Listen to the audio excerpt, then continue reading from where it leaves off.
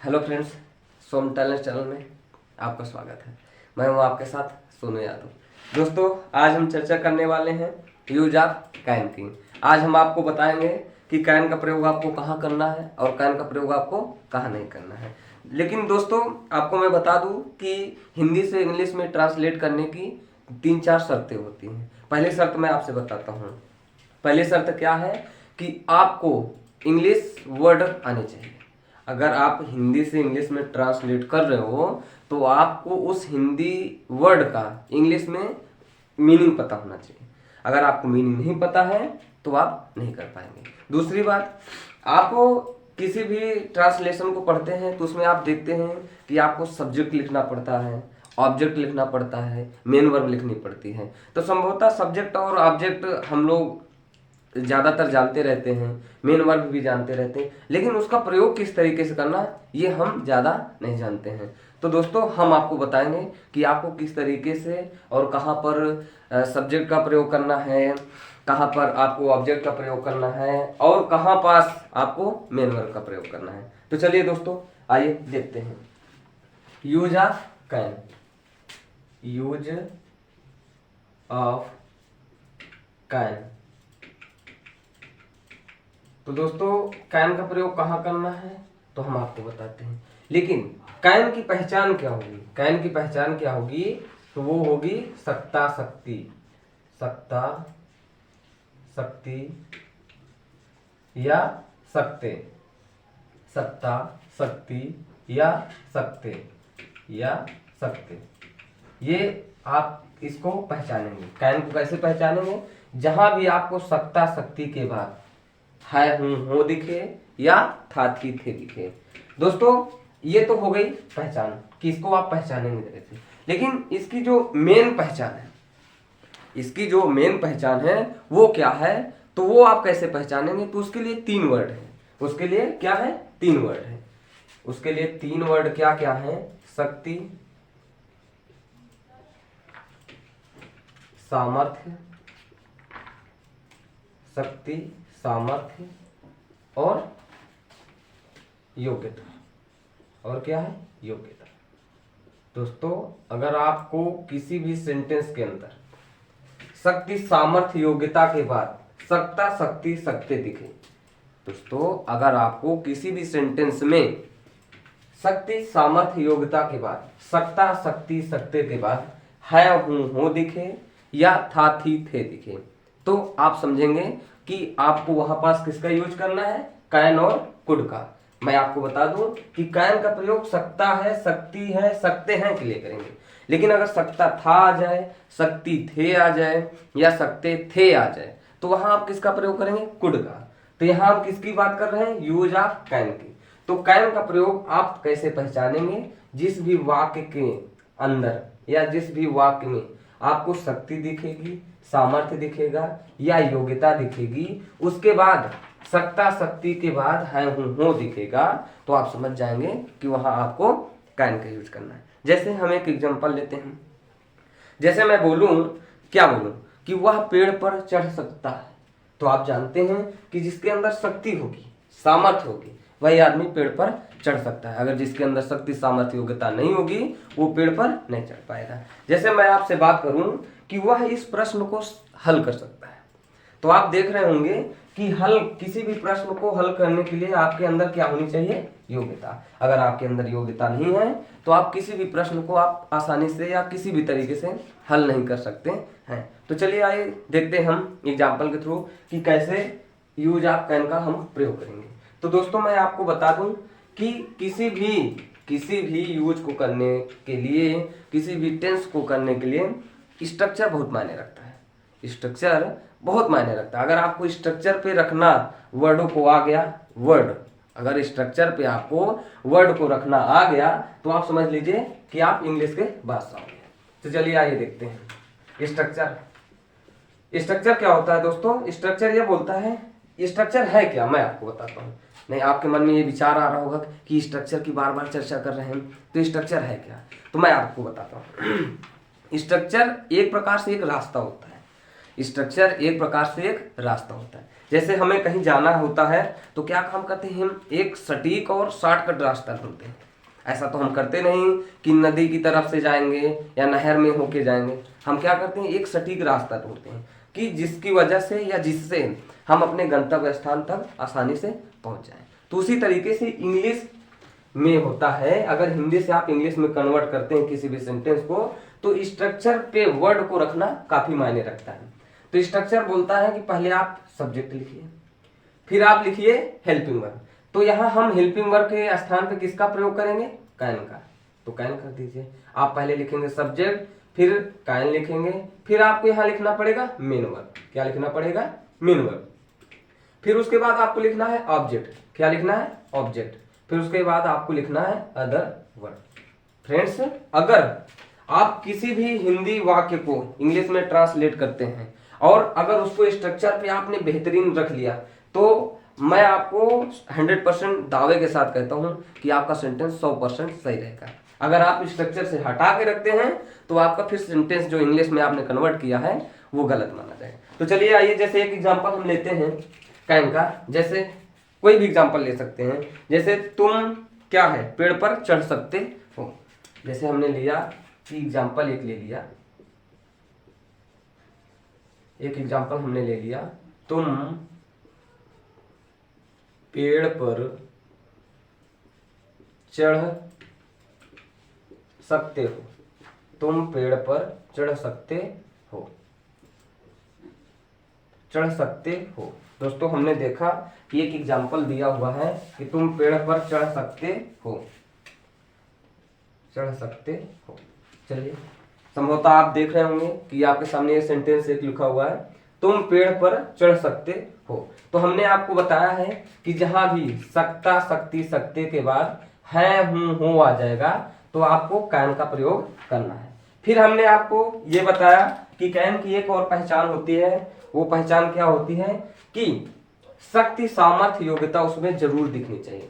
या तो शक्ति होनी चाहिए, या तो सामर्थ्य होनी चाहिए, या तो योग्यता। तो संभवतः आप पढ़ रहे होंगे तुम पेड़ पर चढ़ सकते हो, इसमें आपको दिख रहा होगा कि शक्ति का बोध हो रहा है, शक्ति का बोध हो रहा है। तब यहाँ हम क्या करेंगे, कैन का प्रयोग करेंगे। तो चलिए करते हैं। स्ट्रक्चर बोलता है पहले लिखेंगे सब्जेक्ट। सब्जेक्ट इसमें क्या है, तुम।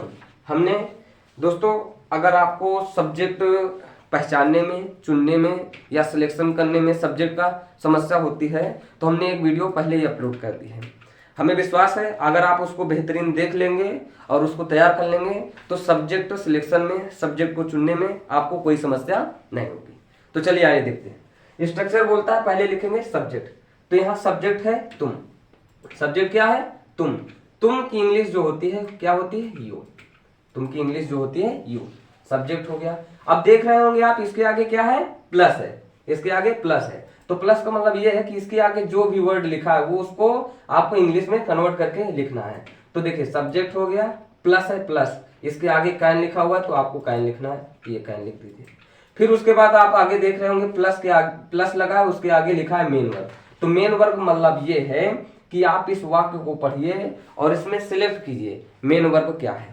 तो दोस्तों, अगर आपको मेन वर्ब चुनने में या सिलेक्शन करने में मेन वर्ब की, या मेन वर्ब को ढूंढने में आपको समस्या होती है तो हम आपको बताते हैं बिल्कुल आसान तरीके से, बिल्कुल आसान तरीके से आपको बताते हैं कि किस तरीके से आप मेन वर्ब को चुनेंगे। तो दोस्तों, ऐसा होता है ना कि मेन वर्ब की पहचान करने में ज़्यादा कठिनाई नहीं होती है। क्यों? क्योंकि अगर हम एक बार किसी भी वाक्य में या ऐसे भी नॉर्मली पढ़े हैं मेन वर्ब को तो समस्या नहीं होती। तो हम आपको बताते हैं किस तरीके से आप मेन वर्ब की पहचान करेंगे। आप पढ़िए किसी भी शब्द को, किसी भी शब्द को पढ़िए, अगर उसके लास्ट में आपको ना दिख जाए, उसके लास्ट में आपको ना दिख जाए, जैसे कहना दिख जाए, क्या दिख जाए, कहना। सोना दिख जाए, क्या दिख जाए, सोना। जैसे बोलना दिख जाए, क्या दिख जाए, बोलना। बोलना क्या हो जाए, बोलना। जैसे आ जाए आपको चढ़ना, चढ़ना कर दीजिए। तो संभवतः देख रहे होंगे कि इसके लास्ट में ना दिख रहा है। तो जिस भी शब्द के अंत में ना, नी, ना क्या दिखे, ना दिखे, तो वो आप समझेंगे कि ज्यादातर 100 में 90% वो क्या होता है, मेन वर्ब होता है। क्या होता है, मेन वर्ब। जैसे आप देख सकते हैं, या जो हम एक्टिविटी करते हैं, एक्टिविटी मतलब जैसे उठना बैठना, रोना धोना, सोना, पढ़ना पढ़ाना, मुस्कुराना, रोना, इस तरीके की जो एक्टिविटी होती है ये क्या होती है सब, ये सब क्या होती है, मेन वर्ब होती है। तो चलिए आइए देखते हैं। तो यहाँ संभवतः आप देख रहे होंगे कि तुम पेड़ पर चढ़ सकते हो। तो यहाँ आप संभवतः देख रहे हैं कि अगर इसके लास्ट में हम ना लगा दें तो चढ़ना, तो संभवतः ना नीने सही हो रहा है, ना सही हो रहा है, तो इसलिए क्लियर हो जाएगा कि ये क्या हो गई हमारी मेन वर्ब। तो मेन वर्ब, अब सब्जेक्ट हो गया, कायन हो गया, अब लिखना है मेन वर्ब। तो इसमें मेन वर्ब क्या है, चढ़ना। तो चढ़ना काहे मिस होता है, क्लाइंब, क्लाइंब कर दीजिए, ये हमारा हो जाएगा। तो सब्जेक्ट हो गया, कायन हो गया, मेन वर्ब। मेन वर्ब इसमें क्या है, क्लाइंब, क्लाइंब, CLIMB, क्या होगी, climb, CLIMB, you can climb. Subject हो गया, कायन हो गया, मेन वर्ब हो गया। अब आपको दोस्तों लिखना है ऑब्जेक्ट। क्या लिखना है आपको, आपको ऑब्जेक्ट लिखना है। तो इसमें ऑब्जेक्ट क्या होगा, जो भी मेन वर्ब के बाद लिखा होगा, या आप ऑब्जेक्ट पहचानेंगे कैसे, तो इसको आप अपने से निकालेंगे, अपने से। इसका जो आंसर ऑब्जेक्ट का निकलता है वो किससे निकलता है, जैसे वह चढ़ सकता है तो किस पर चढ़ सकता है या कहाँ चढ़ सकता है। तो अगर इस तरीके से जो आंसर मिले वो आपका क्या होगा, ऑब्जेक्ट होगा। तो चलिए पूछिए, तुम चढ़ सकते हो तो किस पर चढ़ सकते हो, पेड़ पर। तो आंसर क्या निकला, पेड़ पर। तो यही हमारा क्या हो जाएगा, ऑब्जेक्ट। तो चलिए, यू कैन क्लाइंब, सब्जेक्ट हो गया, कैन हो गया, मेन वर्ब हो गया, अब ऑब्जेक्ट लिखना है। तो ऑब्जेक्ट इसमें क्या मिला हमें, पेड़ पर। तो दोस्तों अब इसमें एक डाउट है कि पेड़ पर है तो इसको इंग्लिश में कैसे लिखेंगे। तो पर प्रीपोजिशन होता है, हिंदी में आप जानते हैं कारक ना, उसी तरीके से इंग्लिश में इसको क्या बोलते हैं, जो भी कारक होते हैं उसको प्रीपोजिशन। तो पर की स्पेलिंग यहाँ हो जाएगी ऑन, क्या हो जाएगी, ऑन, क्या हो जाएगी, ऑन। अब आपके मन में विचार आ रहा होगा कि पर की स्पेलिंग हमने ऑन क्यों की। तो मैं आपको बताता हूँ, आप पेड़ के ऊपरी सतह पे चढ़ते हैं या आंतरिक सतह पे, आप संभवतः पेड़ के ऊपर चढ़ते हैं। तो किसी भी वस्तु के ऊपरी सतह पे कोई भी एक्टिविटी करते हैं हम, तो उसके लिए किसका प्रयोग करते हैं, ऑन। तो you can climb on the tree. संभवतः हमारी बातें आपको समझ में आ रही होंगी। तो इस तरीके से आप कैन का प्रयोग करेंगे, तुम पेड़ पर चढ़ सकते हो, you can climb on the tree. इस तरीके से दोस्तों आप क्वेश्चन को, आइए दोस्तों दूसरा एग्जांपल लेते हैं। जैसे हम लेते हैं दूसरा एग्जांपल, मैं बोल सकता हूं, मैं बोल सकता हूं, मैं बोल सकता, मैं बोल सकता हूं। तो संभवतः आप देख रहे हैं सेंटेंस आपके सामने है, मैं बोल सकता हूं। तो हमने आपको बताया कि जहां भी आपको सकता, सकती, सकते के बाद है, हूं, हो दिखेगा, वहां आपको कैन का यूज करना है। किसका यूज करना है, कैन का यूज करना है। तो आप देख रहे होंगे संभवतः कि सकता के बाद आपको यहाँ हूं दिख गया। फिर हमने आपको बताया कि जो कैन की मेन पावर है, मेन पावर वो क्या है, शक्ति, सामर्थ्य, योग्यता। तो संभवतः आप इसको पढ़ रहे होंगे तो आपको दिख रहा होगा कि मैं बोल सकता हूँ। कौन बोल सकता है, जिसके अंदर शक्ति सामर्थ्य होगी वही आदमी तो बोल पाएगा, जिसके अंदर शक्ति सामर्थ्य होगी नहीं तो वो बोल नहीं पाएगा। तो चलिए इसको इंग्लिश में कन्वर्ट करते हैं। तो स्ट्रक्चर बोलता है पहले क्या लिखना है हमें, सब्जेक्ट। तो सब्जेक्ट यहाँ क्या है, मैं कहाँ मिस होता है, आई लिख दीजिए। फिर सब्जेक्ट बाद आप देख रहे हैं प्लस है, प्लस के आगे क्या लिखा हुआ है, कैन, तो कैन लिख दीजिए। फिर आप उसके आगे देख रहे होंगे मेन वर्ब। तो यहाँ मेन वर्ब क्या है, हमने आपको बताया कि कोई वर्ड जो सकता शक्ति है कि पहले लिखा हुआ है उसमें आप ना जोड़ के देखिए, ना जोड़ के देखिए, अगर वो क्लियर अर्थ दे रहा है, क्लियर अर्थ दे रहा है तो वो आपका क्या हो जाएगा, मेन वर्ब। तो देखिए हमने यहाँ ना जोड़ दिया, उसके बाद हमने पढ़ा बोलना। तो बोलना हमें लग रहा है कि ये हमारी एक एक्टिविटी है, तो ये क्या हो जाएगा, मेन वर्ब। तो बोलना काहे मिस होता है, स्पीक, स्पीक कर दीजिए। आई कैन स्पीक, मैं बोल सकता हूँ, आई कैन स्पीक, मैं बोल सकता हूँ। इसी तरीके से इसको करेंगे। जैसे दोस्तों हम अगला एग्जांपल लेते हैं, मैं अंग्रेजी बोल सकता हूँ। जैसे अगला एग्जांपल हम लेते हैं, मैं अंग्रेजी बोल सकता हूँ। क्या है, मैं अंग्रेजी बोल सकता हूँ, अंग्रेजी बोल सकता हूँ। चलिए देखिए, संभवतः आप देख रहे होंगे, इसको पढ़ भी रहे होंगे, लिखा क्या है, मैं अंग्रेजी बोल सकता हूँ। तो आपने देख लिया कि सकता शक्ति के बाद है, हूँ आया, तो पता चल गया कैन का यूज करना है। फिर हमने आपको बताया कि शक्ति, सामर्थ्य, योग्यता, इन तीनों में से आपको कुछ ना कुछ जरूर दिखनी चाहिए। तो संभवतः आप देख रहे होंगे कि यहाँ आपको योग्यता दिख रही है। क्या दिख रही है? योग्यता। जिसके अंदर योग्यता होगी वही तो इंग्लिश बोल पाएगा। तो आपको यहाँ योग्यता दिख रही है, तो इससे क्लियर हो गया कि यहाँ किसका प्रयोग करेंगे? कैन का। तो चलिए, स्ट्रक्चर बोलता है पहले आपको लिखना है सब्जेक्ट। इसमें सब्जेक्ट क्या है? मैं कहा मिस होता है आई कर दीजिए। फिर उसके बाद आपको किसका प्रयोग करना है? कैन का, कैन कर दीजिए। फिर आपको मेन वर्ब लिखना है। तो संभवतः आप देख रहे हैं मेन वर्ब यहाँ क्या है? बोलना। बोलना कहाँ मिस होता है? स्पीक, स्पीक कर दीजिए। आई कैन स्पीक, मैं बोल सकता हूँ। क्या बोल सकता हूँ? अंग्रेजी। तो ये हमारा क्या हो जाएगा? अंग्रेजी ऑब्जेक्ट। तो अंग्रेजी कहाँ मिस होता है? इंग्लिश, इंग्लिश कर दीजिए। ये हमारा इंग्लिश में कन्वर्ट हो गया। आई कैन स्पीक इंग्लिश, मैं अंग्रेजी बोल सकता हूँ। इस तरीके से आप बेहतरीन से बेहतरीन सेंटेंस करेंगे। चलिए दोस्तों, जैसे अगला एग्जांपल हम लेते हैं। अगला एग्जांपल हम लेते हैं, जैसे मैं बोलूं मैं यह बक्सा उठा सकता हूँ। मैं यह बक्सा उठा सकता हूँ, उठा सकता हूँ। तो चलिए इसको पढ़िए। संभवतः आप इसको पढ़ रहे होंगे। इसमें लिखा है मैं यह बक्सा उठा सकता हूँ। तो हमने आपको बताया है कि सकता शक्ति के बाद है हूँ आपको दिखेगा, तो वहां श्योरली किसका प्रयोग होगा? कैन का। लेकिन उसकी एक और शर्त है, उसमें आपको शक्ति, सामर्थ्य, योग्यता ढूंढना पड़ेगा। अगर ये आपको दिख रही है उसमें, तो आप डिसाइड कर लीजिएगा कि वहां किसका प्रयोग करेंगे? कैन का। तो चलिए देखते हैं इसको। मैं यह बक्सा उठा सकता हूँ। तो संभवतः आप देख रहे हैं कि बक्सा कौन उठा पाएगा? जिसके अंदर शक्ति, सामर्थ्य, योग्यता होगी ना, वही तो उठा पाएगा। जिसके अंदर शक्ति नहीं होगी वो तो श्योरली सी बात है नहीं उठा पाएगा। तो चलिए देखते हैं। तो स्ट्रक्चर बोलता है पहले क्या लिखेंगे? सब्जेक्ट। सब्जेक्ट इसमें क्या है? मैं, तो कर दो आई। मैं सब्जेक्ट क्या हो गया? आई। फिर उसके बाद आपको क्या लिखना है? कैन, कैन लिख दीजिए। I can. अब मेन वर्ब। मेन वर्ब आप देख रहे होंगे यहाँ उठाना। यहाँ आपको क्या दिख रहा है? मेन वर्ब उठाना। क्योंकि इसके लास्ट में मैंने ना जोड़ा और उसके बाद मैंने इसको पढ़ा, तो मुझे पता चल गया कि उठाना एक क्या है? एक्टिविटी है हमारी। तो इससे पता चल गया ये क्या हो गया? Main verb. तुम उठाना काहे मिस होता है? लेफ्ट, लेफ्ट कर दीजिए। आई कैन लिफ्ट, मैं उठा सकता हूँ। अब मेन वर्ब हो गया। अब आपको लिखना है ऑब्जेक्ट। तो ऑब्जेक्ट की पहचान आप कैसे करेंगे? मैंने पहले ही बताया। किसे उठा सकते हैं? बक्सा। या क्या उठा सकते हैं? बक्सा को। तो इससे हमारा ऑब्जेक्ट क्लियर हो गया। बक्सा, कौन सा बक्सा? यह बक्सा। तो आई कैन लिफ्ट यह बक्सा। यह काहे मिस होगा? दिस। बक्सा मीन्स बॉक्स, बॉक्स कर दीजिए। दोस्तों आपके मन में विचार आ रहा होगा कि यहाँ तो ऑब्जेक्ट बक्सा है, तो आपने यह की स्पेलिंग पहले क्यों लिखी? तो मैं आपसे पूछता हूँ, यह बक्सा उठा रहे हो कि बक्सा यह उठा रहे हो? तो आप बताएंगे कि यह बक्सा। तो पहले आपने बोला किसको? यह, तो इसलिए मैंने पहले यह की स्पेलिंग लिख दी, फिर उसके बाद बक्सा की लिख दी। तो I can lift this box.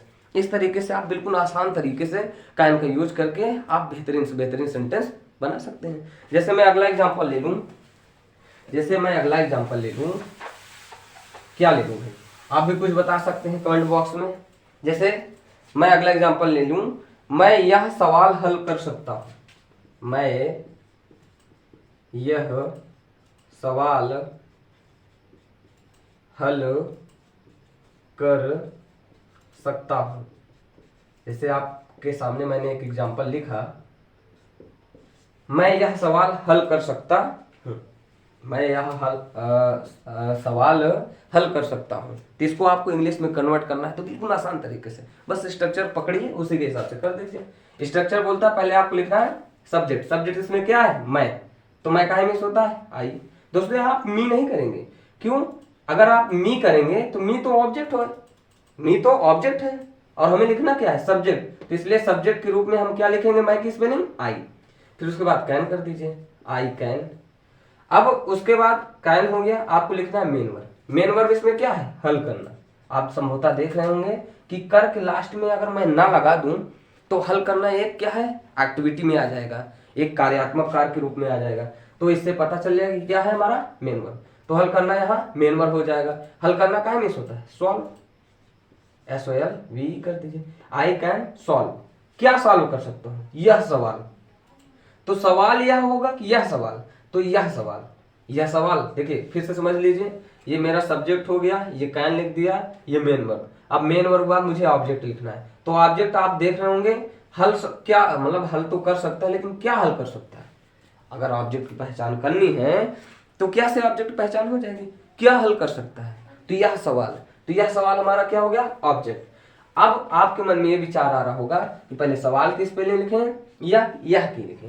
तो मैं आपको बताता हूँ, आप पढ़िए इसको। आप कैसे पढ़ेंगे, यह सवाल पढ़ेंगे ना कि तो सवाल यह पढ़ेंगे। आप क्या पढ़ेंगे, यह सवाल। तो इसलिए पहले आपने यह पढ़ा तो यह लिख दो। यह काहे मिस होता है, दिस। उसके बाद सवाल काहे मिस होता है, क्वेश्चन, QUESTION। इस तरीके से आप कर देंगे, मैं यह सवाल हल कर सकता हूँ, I can solve this question. इस तरीके से आप आसान तरीके से कर सकते हैं। तो दोस्तों हमें विश्वास है कि हमारे द्वारा बताई गई बातें आपको समझ में आई होंगी। अगर आपका कोई क्वेश्चन फंस रहा है कैन से संबंधित, जिसको आप सॉल्व कर रहे हैं, अगर वो आपको फंस रहा है तो आप कमेंट बॉक्स में हमें जरूर कमेंट करके बताएं।